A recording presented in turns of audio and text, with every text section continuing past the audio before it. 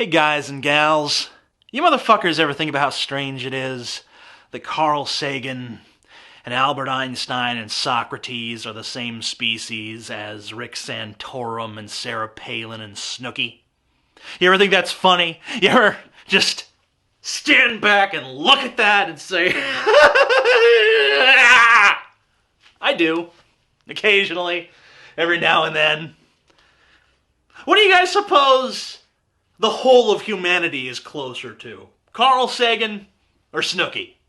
Which one you guys think the whole of humanity is closer to? And I know you guys, because you're watching this, you know that I'm probably gonna make the argument that we're more like Snooki, because that tends to be my shtick. I get on YouTube, I bitch about how stupid people are, and you guys are like, you're right, we are stupid.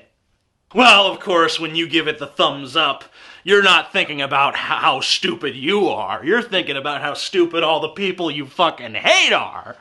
You know, you hate those motherfuckers that stupid fuck in the checkout line, that stupid fuck at school, that stupid fuck at work. They're so fucking stupid. The Amazing Atheist is right. Humanity's fucked. I'm giving this video a thumbs up. It's important. People should see it so that everyone is aware of how stupid everyone else is. You ever think about how arrogant I must be to stand in judgment of the whole species? That's what I do. I judge humanity for a living. That's what I do. People think that I'm good at it. People think that I am more qualified to assess the species than most. So how do you judge them? How do you judge humanity? Are we more like Carl Sagan, or are we more like fucking Snooki? Which one?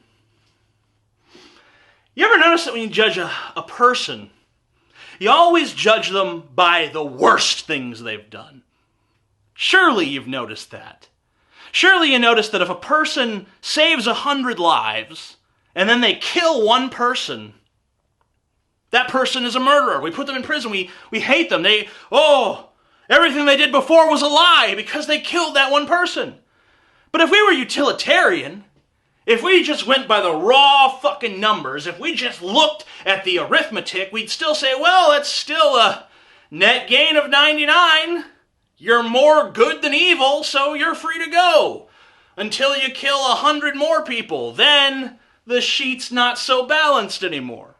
But we don't think like that. That's not how ethics works. That's not how our moral minds function. We don't look at the positive attributes of horrible people, other than just for trivia's sake. No one honestly says, you know, Jeffrey Dahmer, he may have chopped up those people and ate them, but on the other hand, he was really sweet to his grandparents. He loved Grandma and Grandpa. Every time he went to his grandparents' house, he'd give his grandma a kiss on the forehead.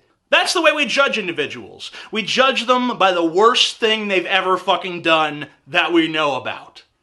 But that's not how we judge humanity. When it comes to judging humanity, all of a sudden we're supposed to judge it by Carl Sagan and Neil deGrasse Tyson and Socrates and all of our amazing scientific innovations, which are impressive. You know, if we judged humanity the same way we judge an individual, then there's a lot more fucking Snookis out there than Carl Sagans. I think anybody could confess to that. I think anybody who just takes a good, honest look around the world sees a lot more insipid, droning fucks who don't know what the fuck is going on than they do brilliant intellectuals who are constantly generating new ideas to change the way we perceive the world. When I'm assessing humanity, I think of Rick Santorum. I don't think of Neil deGrasse Tyson. Neil deGrasse Tyson may be a brilliant astrophysicist with a poetic flair for language, but that doesn't matter to me. To me, that's just Jeffrey Dahmer being sweet to his grandma. And there's another question we have to fucking ask ourselves in the midst of all this. What is the difference between the sweet Jeffrey Dahmer that loves Grandma and Grandpa and the cruel, sadistic fucking butcher that's chopping people up and putting their brains in his fridge to eat later? And also, what's the difference between an insipid bitch like Sarah Palin and a brilliant mathematician like Albert Einstein? What's the difference? Is it a chasm? Is it a canyon? Is it this great and glorious expanse of space separating these things? Or is it like this? Is it like a Rush Limbaugh cock away? I think it's kind of like writing code, you know? You put a fucking parenthesis in the wrong place, and the whole code just doesn't fucking work. It's just gibberish. It's useless. Well, the human brain is a lot more complicated than that fucking code. So if the wrong neural pathway closes, or a neuron is firing when it's not supposed to be, or there's too much of one chemical or not enough of another, then he's gonna fucking chop people up and put them in his freezer. Or he's gonna be a brilliant philosopher. Because let's face it, the brilliant philosophers and scientists and artists, those are the aberrations. You know, I bitch about the stupidity of the world, and at first I think I did it to make myself feel smarter, but as I become slightly more aware, as I learn just a little bit more, as my stupid fucking unabsorbent brain takes in that little molecule of information per day, I've started to put the pieces together and realize that I can't stand atop my pedestal and look down at humanity and judge. I have to include myself in the fucking criticism. I have to be honest enough with myself to realize that I'm not Christopher Hitchens. I'm not Carl Sagan. I'm not George Carlin. I'm not any of the great men that I admire. Nor am I Snooki or Santorum or any of those people who are content with their ignorance. I'm somewhere in between. And I imagine that most of the people watching this video, the people who comprise my audience, you're somewhere in between too. But at least we can say this for ourselves. We're trying. We aspire. We want to be greater. We wish we were the great men we admire. We're not, and we probably never fucking will be, but at least we recognize that this is better than this. I'm the Amazing Atheist.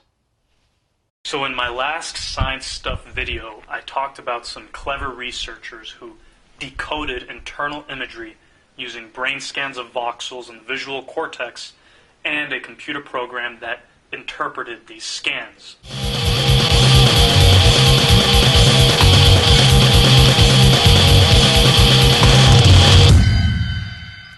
Hello everyone, this is Eden's Cancer from freezebomb.com, and I wanted to announce that you only have 48 hours left on the Amazing Atheist Superhero t-shirts. It's a limited run shirt and the pre-order ends this Sunday, March 11th. I let the pre-order go on a little bit longer than it should have, to give people a chance to grab these things up, but I really have to send them out this weekend, so follow that link in the underbar and get one before they're gone, because I will not be printing any more of these.